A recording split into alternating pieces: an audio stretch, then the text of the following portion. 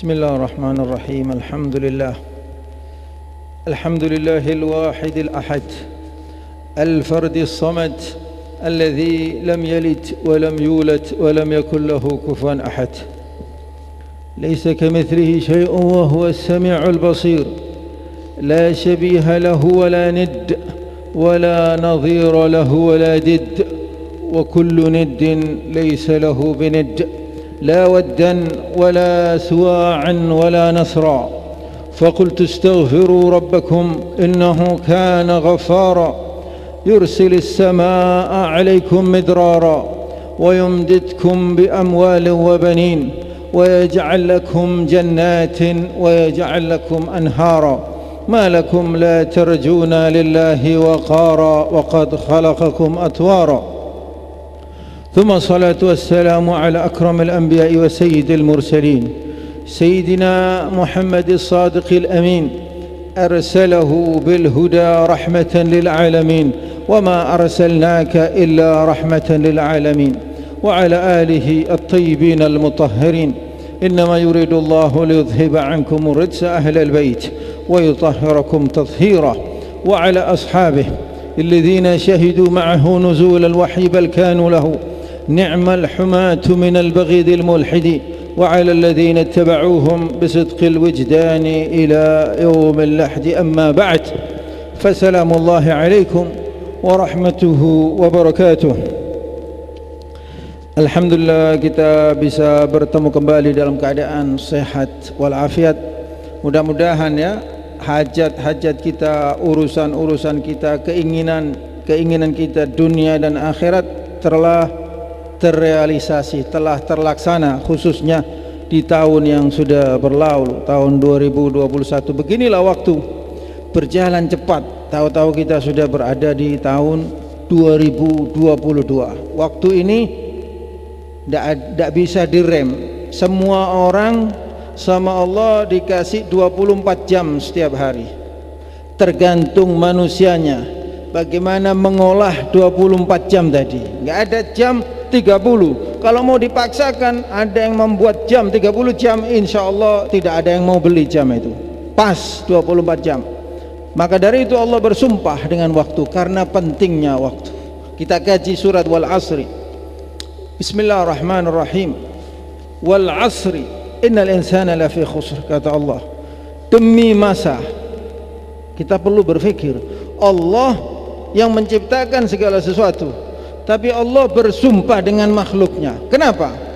Biasanya waktu kita masih kecil ya, kalau pas debat atau pas berbicara sama teman nggak percaya, kita tantang teman tadi, oh saya tanyakan bapak saya, ayo tanyakan kakak saya. Jadi bersumpah itu seperti menyodorkan sesuatu yang lebih besar, menantangkan sesuatu yang lebih besar. Jadi kalau kita bersumpah dengan sesuatu, pasti yang kita pakai untuk sebagai sumpahan tadi pasti sesuatu yang besar, yang agung, yang mulia. Tapi Allah, tidak ada yang lebih agung dari Allah, tidak ada yang lebih mulia dari Allah. Segala sesuatu ciptaan Allah. Kenapa terus Allah bersumpah dengan waktu, bersumpah dengan makhluknya? Karena pentingnya makhluk Allah ini, yaitu waktu. Wal asr. Allah tidak akan bersumpah terhadap sesuatu yang tidak ada artinya. Nggak ada Allah bersumpah dengan nyamuk, sapi, kerbau, nggak ada. Itu kecil-kecil itu. Ada makhluk-makhluk yang besar seperti waktu. Seperti Allah bersumpah dengan tempat mengorbitnya bintang-bintang. Berapa jumlahnya bintang di langit? Triliunan. Nggak ada yang tabrakan. Semuanya muter-muter jalan masing-masing, keluyuran di alam semesta ya, di langit, tapi nggak ada yang tabrakan. Maka dari itu Allah mengatakan apa? Fala uqsimu bimawaqi'in nujum wa innahu laqasamun law ta'lamuna 'azim. Kata Allah, sesungguhnya saya bersumpah dengan tempat-tempat bintang mengorbitkan dirinya masing-masing. Wa innahu laqasamun law ta'lamuna 'azim. Dan sesungguhnya ini adalah sumpah, wahai manusia, kalau kalian perhatikan, ini sesuatu yang besar. Bagaimana tidak besar? Tempat mengorbitnya bintang. Bintang ini lepas, jalan muter dari galaksi yang satu ke galaksi yang lainnya. Satu galaksi jumlah bintangnya berapa? Triliun. Ada 2 galaksi, ada banyak galaksi, jadi nggak ada yang tahu jumlahnya bintang yang berada di langit, dan semuanya lebih besar daripada matahari. Kalau bumi ini hanya 1 titik, tapi nggak ada yang tabrakan. Maka dari itu Allah bersumpah dengan tempat mengorbitnya bintang-bintang. Fala uqsimu bimawaqi'in nujum wa innahu laqasamun law ta'lamuna 'azim. Begitu juga Allah bersumpah dengan waktu, karena kehidupan manusia ini ya waktunya. Manusia ini kalau nggak punya waktu ya sudah, berarti mati. Nggak ada orang yang paling kaya di dunia bisa memberi modal orang lain waktu, nggak bisa. Hanya Allah yang bisa memberi orang lain waktu, selain Allah tidak bisa. Maka dari itu Allah bersumpah dengan waktu. Wal asri, demi waktu, demi masa. Nah, ini konsepnya Allah. Manusia punya pandangan macam-macam. Ada yang menganggap hidupnya itu bahagia kalau kaya raya, hidupnya bahagia kalau sering jalan-jalan, hidupnya itu bahagia kalau sering keluyuran. Tapi bagaimana Allah mengajarkan, mendefinisikan, mengkategorikan kebahagiaan di dunia dan akhirat itu? Semuanya diungkapkan dalam surat Wal Asri. Manusia itu, kata Allah, innal insana lafi khusr. Baru mulai ayat kedua ini. Ayat pertama bersumpah dengan waktu. Ayat kedua Allah mengklaim, Allah langsung mengatakan sesungguhnya setiap manusia selalu merugi. Belum apa-apa sudah dikatakan merugi. Hadza Rabbul Alamin. Innal insana lafi khusr. Setiap manusia senantiasa merugi. Kecuali siapa? Kecuali manusia yang menyandang 4 karakter. Manusia dalam bahasa Arab, sumiyal insanu insanan likathrati nisyanihi. Manusia itu disebut insan dalam bahasa Arab. Kenapa? Karena sering lupa. Dari kata-kata nasya, lupa. Sumiyal insanu insanan likathrati nisyanihi. Manusia disebut insan dalam bahasa Arab karena sering lupa, sering butuh teguran, sering teledor, sering tidak istiqomah. Inilah manusia. Jadi kita kaji wasiat Allah Subhanahu wa taala agar kita apa? Sukses di dunia dan sukses di akhirat. Innal insana lafi khusr. Ayat kedua. Sesungguhnya manusia senantiasa merugi kecuali siapa? Illalladzina amanu. Ini peringatan pertama, ini sangat penting dan super penting ini. Kecuali siapa? Kecuali manusia yang menggunakan detik-detik waktunya setiap hari ini, mulai lahir sampai nanti mati, dalam keadaan apa? Beriman kepada Khaliknya, beriman kepada Allah Subhanahu wa ta'ala. Maksudnya apa? Beriman bahwa tidak ada yang menciptakan alam semesta ini kecuali Tuhan yang satu, yaitu kecuali Allah Subhanahu wa ta'ala. Ini fitrah manusia. Bukan hanya beriman, ya saya beriman Allah itu satu, tapi nanti kalau ada masalah goyang, pergi ke dukun, percaya hal-hal yang bukan dari Allah. Maksudnya beriman dengan Allah itu segala sesuatu ini sumbernya dari Allah, karena Allah. 2 hal yang harus kita tanamkan dalam hati kita. Apa yang terjadi dalam nasib atau keadaan, kondisi kehidupan kita sehari-hari, sebabnya hanya Allah, sumbernya juga hanya Allah. Itu maksudnya mengesahkan Allah, bukan hanya mengimani Allah itu ada. Orang Yahudi mengimani Allah itu ada, orang Nasrani mengimani Allah itu ada, tapi menyekutukan Allah. Mengimani Allah itu ada dan mengimani segala sesuatu itu dari Allah, khairihi wa syarrihi minallahi ta'ala. Apa yang terjadi sumbernya dari Allah. Kebaikan dari Allah, kejelekan juga dari Allah. Meskipun manusia sama Allah Subhanahu wa ta'ala diberi saham, diberi andil untuk merubah nasibnya, memang diciptakan sebagai khalifah, tapi keputusan mutlak tetap di tangan Allah Subhanahu wa ta'ala. Rasulullah perang Uhud kena panah, Nabi ini keputusan mutlak di tangan Allah. Sebagian sahabat waktu kalah, loh masa perang sama Nabi kalah? Heran orang-orang munafik, wah kalah, wah kalah. Qul laisa laka minal amri min syai' qul innal amra kullahu lillah. Katakan semua keputusan mutlak yang punya hanya Allah. Manusia berusaha diberi sama Allah, tapi kadang-kadang tidak diberi. Terus mau apa? La yus'alu amma yaf'al wa hum yus'alun. Tidak ditanya kenapa Allah kok menahan, kenapa kok Allah tidak memberi, tapi manusia ditanya apa perbuatannya. Allah tidak tanya perbuatannya apa, tidak bisa. Manusia bertanya, membantah Allah, tidak bisa. Jadi itu percaya kepada Allah. Ini fitrah manusia. Ini yang terpenting, mengesahkan Allah dalam segala urusan, dalam segala hal. Baik waktu kita senang, jangan ngaku waktu kita sukses, wah saya hebat. Kita kembalikan kepada Allah Subhanahu. Rasulullah itu berjuang mulai jadi nabi sampai akhir hayatnya. Waktu menang, apa kata Rasulullah? Wa hazamal ahzaba wahda. Waktu lebaran kita baca takbir itu. Wa hazamal ahzaba wahda. Allah menghancurkan musuh-musuhnya sendiri, hanya Allah. Padahal Rasulullah ikut perang, padahal kena panah, ya, kena pedang. Apa itu? Bahunya sini kena pedang, kena lempar batu kepalanya waktu perang Uhud. Tapi Rasulullah tidak pernah mengaku semua perjuangan itu karena hasil keringatnya, karena kehebatannya, karena kekuatannya, karena kesabarannya. Tidak, mengembalikan. Ini akhlaknya orang yang beriman, mengembalikan semua kepada Allah Jalla fi'ulah. Ya, orang yang beriman begitu. Berusaha kita, diberi kesempatan, diberi kekuatan sama Allah, diberi kesempatan untuk mengotak-atik buminya.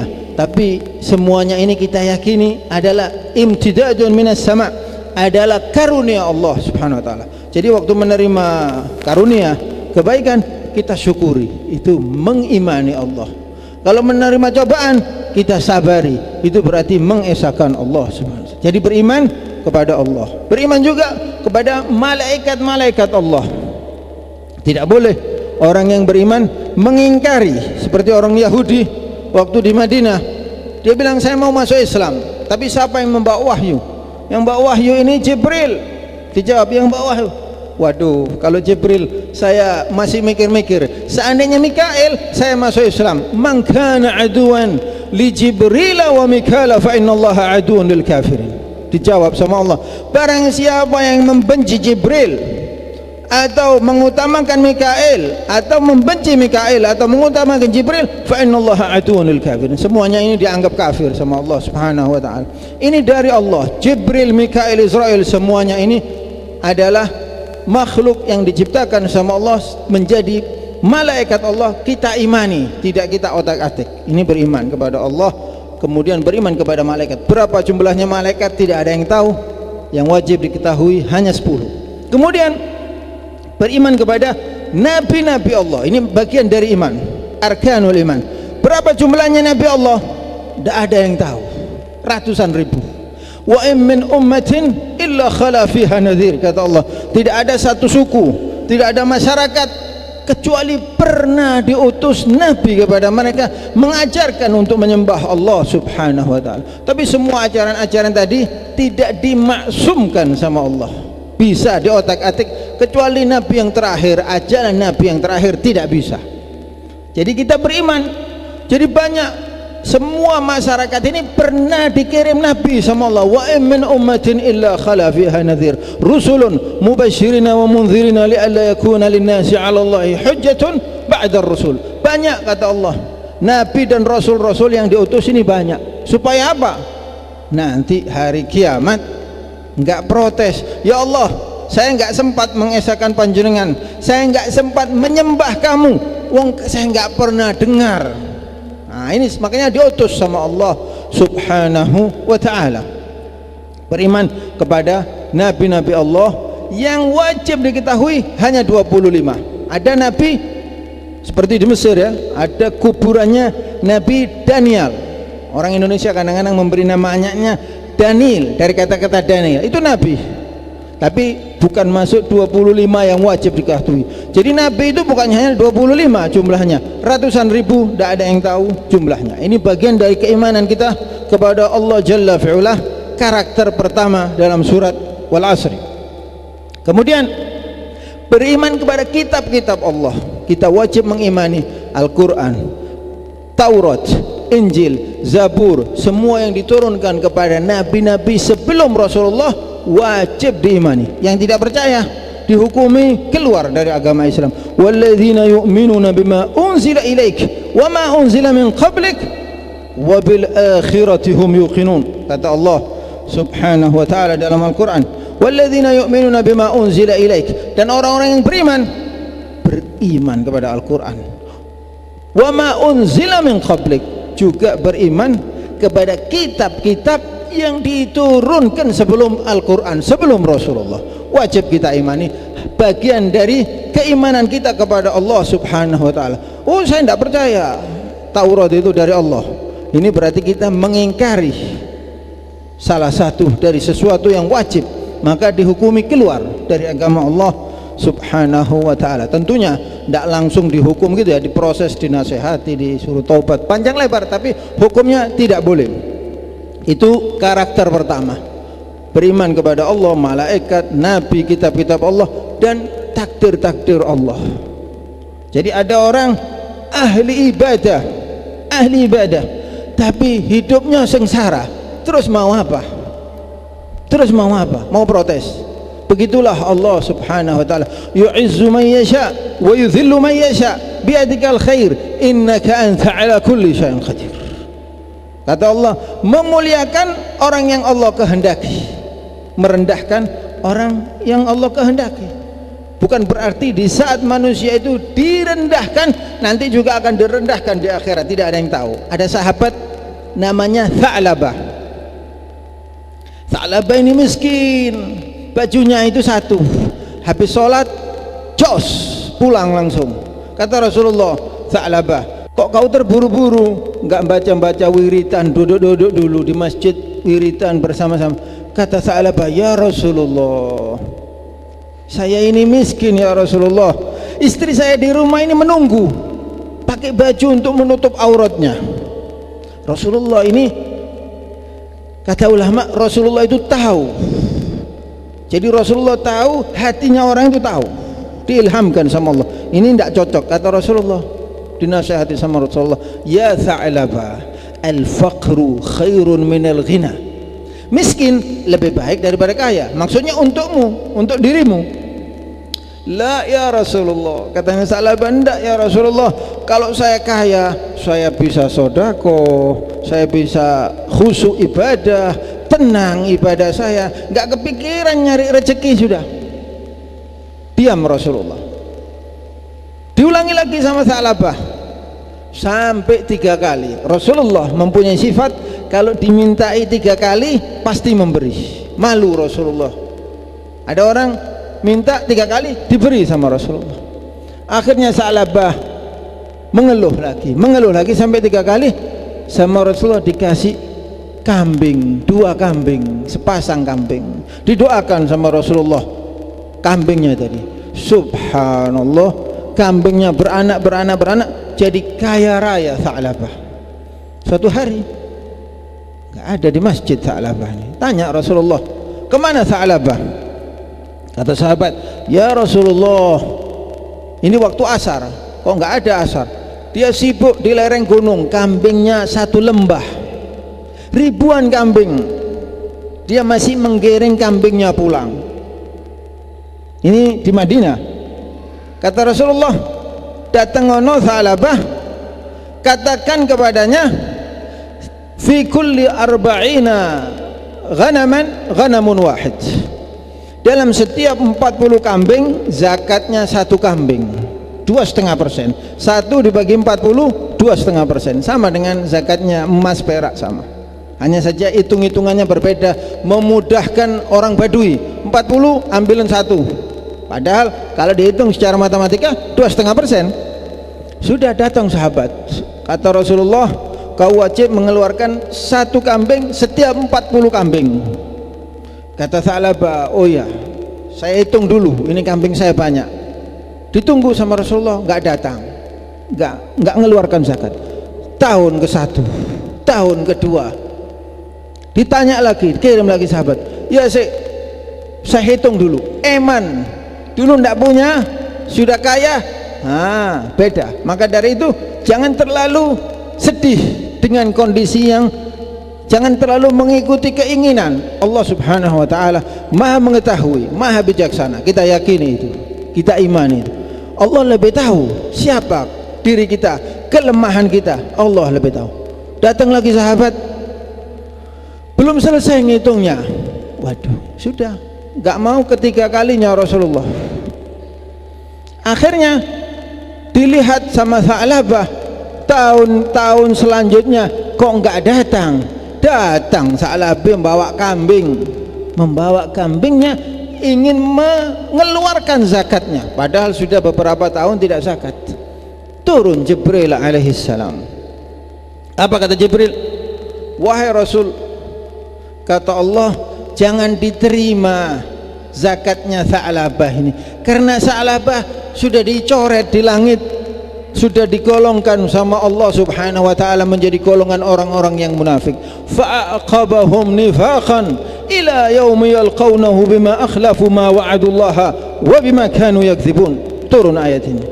Sama Allah dikategorikan menjadi orang yang munafik. Dulu janjinya sama Rasulullah. Janji sama Rasulullah ini berarti janji sama Allah, karena ini utusan Allah.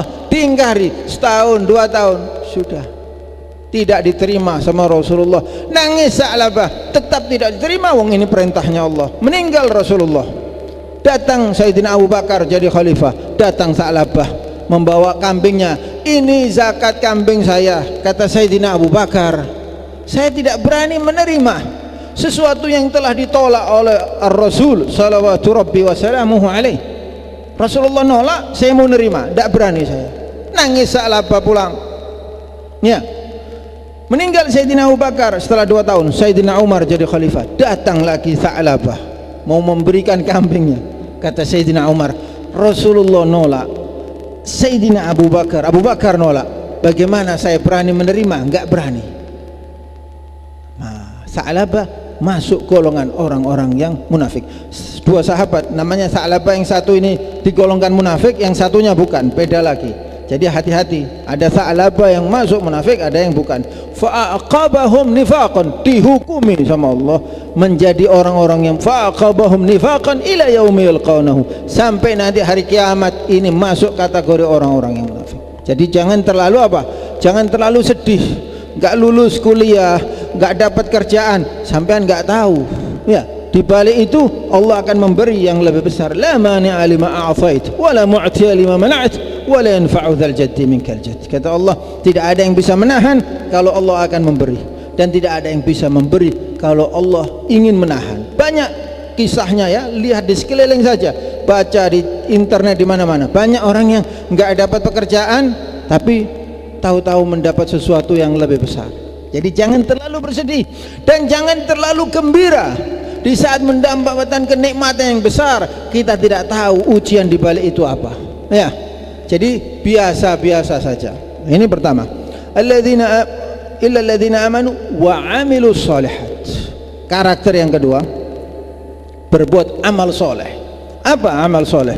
Al-itqanu fi kulli amal, berbuat yang terbaik dalam segala urusan. Tak kasih contoh sama saya sesuatu yang jelas. Ini ada pedagang buah-buahan jujur, Pak, pisangnya ini disemprot. Iya disemprot.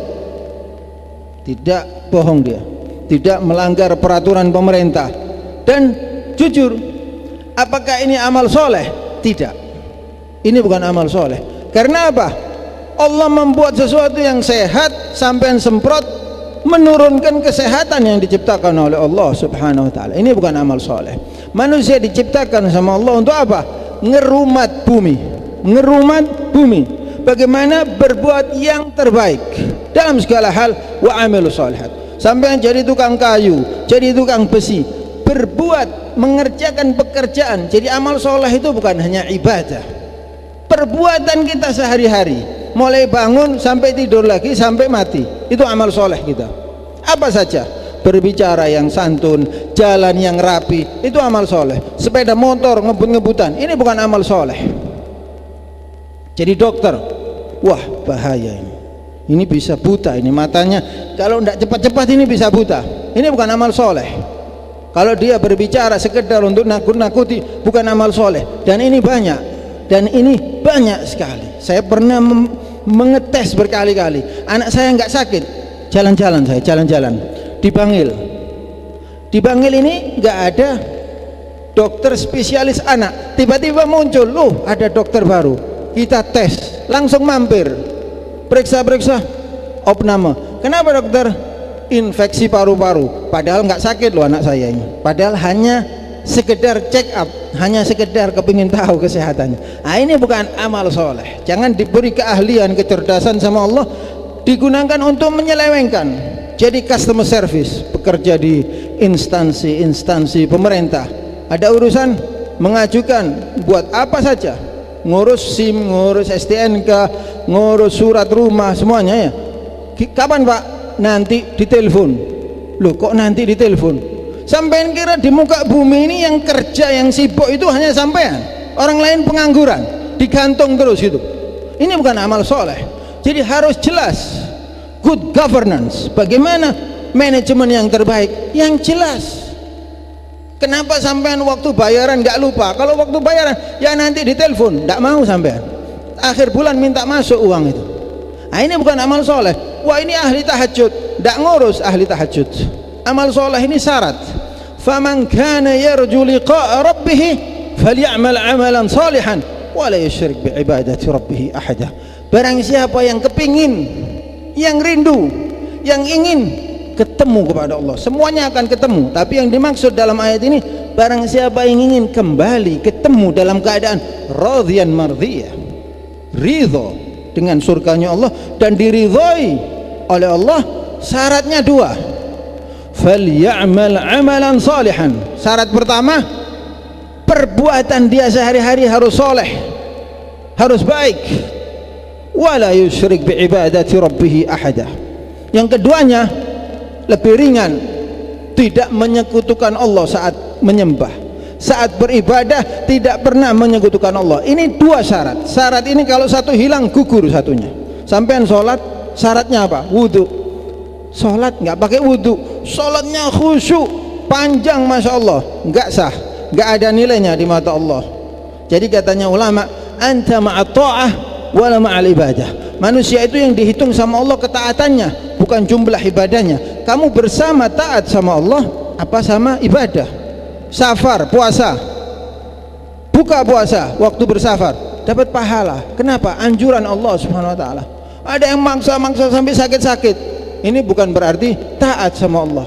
Anda bersikeras mengerjakan amalan ibadah, tapi hati Anda belum tunduk kepada Allah, belum taat kepada Allah, belum luluh dengan perintah Allah. Wa man yarghabu an millati Ibrahim faqad safiha nafsah wa laqad istafainahu fid dunya wa innahu fil akhirati laminas salihin. Kata Allah, barang siapa yang tidak mengikuti Ibrahim, apanya? Ketaatannya, ketundukannya, sesungguhnya dia orang yang bodoh. Jadi bukan banyak-banyakan, ya itu amal soleh.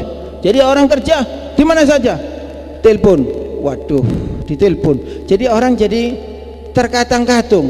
Apa tidak sengaja ini? Ya sengaja. Ini manipulasi namanya. Ini yang harus dihilangkan. Sebagai orang yang soleh harus memerangi hal-hal yang seperti ini. Ini terjadi di mana-mana. Sampai ngurus ini, waduh pasti gitu. Kapan Pak? Nanti ditelepon. Jadi orang terambang-ambing. Supaya apa? Supaya nyogok, supaya memberi, nanti dipercepat. Padahal dia sudah dapat bayaran bulanan. Ini bukan amal soleh. Banyak hal yang seperti ini. Jadi jangan menganggap kalau sudah banyak ibadahnya Anda dekat sama Allah. Amal solehnya bagaimana? Allah mengutamakan ini. Ad-dinul muamalah, kata Rasulullah. Agama itu muamalah, hubungan antara manusia dengan manusia. Ini berat hukumannya di mata Allah. Enggak akan diampuni kecuali orang itu mengampuninya. Faman kana yarju liqa'a rabbih falyamal 'amalan salihan wa la yusyrik bi ibadati rabbih ahada. Barang siapa yang rindu kepingin ketemu dengan Allah dalam keadaan diridhoi, hendaknya akhlaknya dia. Akhlak itu apa? Pekerjaan sehari-hari. Falyamal 'amalan salihan wa la yusyrik bi ibadati rabbih ahada. Punya restoran, sisa makanan ya, dibeli orang, oh tidak dimakan dagingnya, dimasukkan lagi. Alasannya biar tidak mubazir. Kalian tidak tahu orang pembeli ini tidak mau. Ini bukan amal soleh. Ya saya pernah masuk ke restorannya teman saya, ada yang makan jualan rendang, nggak dimakan sama pembelinya, dimasukkan lagi. Nah, ini bukan amal soleh. Ada daging yang jatuh, dimasukkan lagi, nyucinya asal-asalan. Nah, ini bukan amal soleh. Amal soleh ini perbuatan terbaik dalam segala bidang. Anda jadi dokter yang bagus. Anda jadi apa saja, jadi tukang kayu, jadi tukang besi, jadi apa saja, mengerjakan dengan sebaik-baiknya, itu adalah amal soleh. Jangan dianggap di saat Anda jadi sopir yang sopan terus tidak dapat pahala itu dihitung sama Allah. Per detiknya itu ada hisabnya. Ugal-ugalan bikin penumpang ketakutan, barangkali ada yang hamil, barangkali ada yang menyusui, ya ini bukan amal soleh. Ini saya kasih contoh banyak. Jadi kalau kita melihat di sekeliling kita, banyak sekali yang belum beramal soleh. Ini harus diingat karena ini syarat. Kalau ini hilang, ibadah kita ini ngambang. Kita ini berarti seperti minta masuk surga dengan cara yang kita maukan, bukan minta masuk surga dengan cara yang dikonsepkan oleh Allah Jalla fi'ula. Allah Subhanahu wa ta'ala mengkonsepkan untuk kepentingan manusia bersama. Inna aradna al-amanata 'ala as-samawati wal ardi wal jibal fa'abayna an yahmilnaha wa ashfaqna minha fahamalaha al-insan innahu kana zaluman jahula. Jadi waktu Allah memberikan amanat, ditawarkan langit semuanya ditawari. Siapa yang berani mengemban amanat di muka bumi? Gak ada yang berani, takut. Manusia, saya ya Allah. Tentunya ini kiasan. Fahamalah al-insan innahu kana zaluman jahula. Manusia ini zalim dan bodoh. Buktinya apa? Banyak yang teledor, banyak yang merasa, wah saya jadi direktur pertanahan, merasa kantor ini miliknya dia, padahal ini yang punya bangsa Indonesia, negara Indonesia yang punya.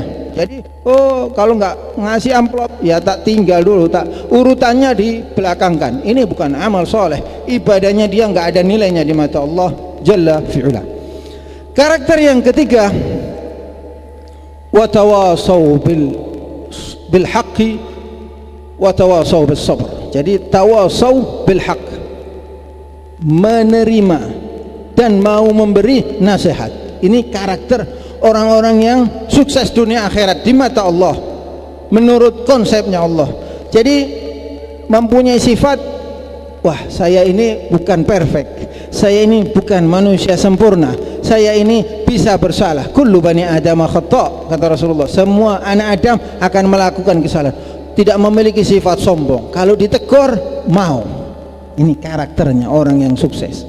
Wa tawasau bil haq. Apa al-haq? Al-haq itu yang benar, kejujuran, keadilan. Ya. Ini semuanya masuk kategori al-haq, yang benar. Tidak menyia-nyiakan waktunya. Ini termasuk babut tawasi bil haq. Masuk dalam kategori saling menasehati, mau menasehati dan mau kalau dinasehati. Karena manusia tadi disebut insan, suka bersalah. Jadi jangan, wah kalau ditegur sama bawahannya, siapa kamu ngasih tahu saya, kau kan bawahan saya, merasa gengsi. Ini sebab-sebab kehancuran manusia. Dua sebab kehancuran: sombong, nunda-nunda waktu. Ini manusia akan merugi. Jadi kalau ditegur terima kasih, kalau benar saya benar, kalau salah saya tidak rugi, wong hanya teguran. Nah, ini sifatnya orang yang beriman. Wa tawasau bil haqq. Jadi orang yang beriman itu bukan berarti tidak pernah bersalah. Ustaz, apakah tidak pernah bersalah? Ya pernah bersalah. Tidak ada yang tidak pernah bersalah kecuali Nabi. Innal ladzina taqaw idza massahum ta'ifun minasyaitani tadhakkaru fa idza hum mubsirun. Hatta meskipun orang-orang yang bertakwa itu, kata Allah, kadang-kadang tergelincir. Namanya manusia diberi hawa nafsu, tapi mereka tidak tetap mengerjakan sehari-hari. Seperti orang-orang yang korupsi, koruptor, terus dapat amplop sana, dapat urusan amplop. Ini pasti bukan orang yang bertakwa. Orang yang bertakwa itu sekali salah langsung merevisi, mengoreksi dirinya, mundur, minta maaf, dan mengembalikan apa yang diambil secara haram, secara zalim, dikembalikan kepada yang berhak. Ini orang yang bertakwa. Jangan meremehkan, ini ajaran penting. Jangan terus, oh saya suka sholat duha, saya suka tahajud, saya suka umroh, tapi di mata Allah kau ini syarat yang pertama tadi ini terlaksana atau tidak. Wong ada istri membunuh suaminya, yang membunuh dibayar apa? Diumrohkan. Subhanallah, yang terjadi di Palembang itu ya, hakim dibunuh oleh istrinya, pembunuhnya diberi hadiah umroh. Bagaimana membunuh orang terus umroh? Apa artinya ini? Dibalik-balik. Subhanak faqina adzabannar. Jadi watawasau bil haq, mau menasihati, mau dinasihati. Jadi kalau kita ingin hidup kita ini mempunyai nilai di dunia dan di akhirat, 4 karakter ini harus kita terapkan. Dan yang keempat, yang terakhir, karakternya orang yang sukses dunia akhirat, watawasau bis sabr, saling menasihati untuk kesabaran. Jadi dalam kehidupan mengamalkan hal-hal jujur itu kadang-kadang godaannya besar. Wah, saya kerja di kantor ini tidak bisa, ini atasannya gini. Tetap saja jangan terkoceh, tetap aja jujur, karena ini konsepnya Allah. Kita bersama Allah subhanahu wa ta'ala. Manusia jangan dilihat, jangan diperhatikan. Kalau benar kita ikuti, kalau salah kita tinggalkan. La ta'ata li makhluqin fi ma'siyatil khaliq. Jangan taat kepada manusia di saat ini melanggar perintah Allah subhanahu wa ta'ala. Jadi menerima, kalau ditegur mau juga menegur. Kalau ada yang salah bukan diam, wah ini salah, wah ini mau curang, diam. Ini bukan orang yang beriman, ditegur. Jangan takut menegur orang kalau salah. Kalau salah ditegur juga mau, karena kita tidak sempurna, kita tidak maksum. Terus karakter yang keempat, saling menasihati dan mau dinasihati untuk kesabaran. Dapat musibah yang sabar. Bukan berarti kita ini disuruh jadi pasif, tidak berusaha, tidak merubah untuk sesuatu yang lebih baik. Bukan. Di saat kita sudah berjuang terus kita tidak mendapatkan, kita disuruh sabar. Apa artinya? Kalau kita sabar, meringankan beban hati kita. Kalau kita tidak sabar, bukan berarti situasi tadi solusinya datang sendiri. Kalau kita marah-marah, tidak, mungkin tambah jadi masalah. Tenang saja, ada masalah tenang saja. Jadi ya, meskipun saya ini berbicara menasihati juga bukan berarti saya selalu tenang, juga kadang-kadang berat juga, namanya manusia. Tapi kita berusaha untuk sabar. Ada ujian, sabar ya. Bukan berarti kalau kita sabar solusi, kalau kita nggak sabar solusinya datang, tidak, tambah kacau. Jadi menerima bagian dari keimanan di karakter yang pertama. Oh, ini ujian dari Allah, kita sabar. Jadi ini kalau kita pikir-pikir 4 masalah ini sebetulnya satu konsep yang saling sambung menyambung, yang saling mempunyai keterikatan. Itulah ajaran Allah subhanahu wa ta'ala. Kalau anda ingin mengetahui, oh tahun ini apa yang saya kerjakan, laksanakan 4 karakter ini, 4 sifat ini, kita akan bahagia di dunia dan akhirat. Jangan nunda-nunda, karena waktu segala sesuatu. Urusan dunia kerjakan yang terbaik, urusan akhirat kerjakan yang terbaik, karena dua-duanya ini dihitung amal soleh sama Allah subhanahu wa ta'ala. Solat sudah bagus ya, solatnya bagus, amal solehnya juga harus bagus. Jangan sampai nanti kita ibadahnya banyak, tapi syarat yang pertama, faman kana yarju liqa'a rabbih falyamal amalan salihannya gugur, sehingga kita terkatung-katung di saat kita kembali kepada Allah subhanahu wa ta'ala. Dan semua manusia pasti akan kembali kepada Allah subhanahu wa ta'ala. Mudah-mudahan apa yang saya sampaikan bisa bermanfaat buat diri saya sendiri dan semua yang hadir di masjid yang penuh barokah ini. Marilah bersama-sama kita bermunajat kepada Allah subhanahu wa ta'ala. Bismillahirrahmanirrahim. Allahumma antas salam wa minkas salam wa ilaika ya'udus salam. فحينا ربنا بالسلام وأدخلنا الجنة برحمتك دار السلام. تبارك ربنا وتعاليت يا ذا الجلال والإكرام. اللهم آت أنفسنا تقواها وزكها أنت خير من زكاها أنت وليها ومولاها. اللهم إنا نعوذ بك من علم لا ينفع ومن قلب لا يخشع ومن دعوى لا يستجاب لها. ربنا آتنا في الدنيا حسنة وفي الآخرة حسنة وقنا عذاب النار. وصلى الله على سيدنا محمد Nabil Ummi wa ala alihi wa sahbihi wa sallam. Walhamdulillahi rabbil alamin. Wassalamu alaikum warahmatullahi wabarakatuh.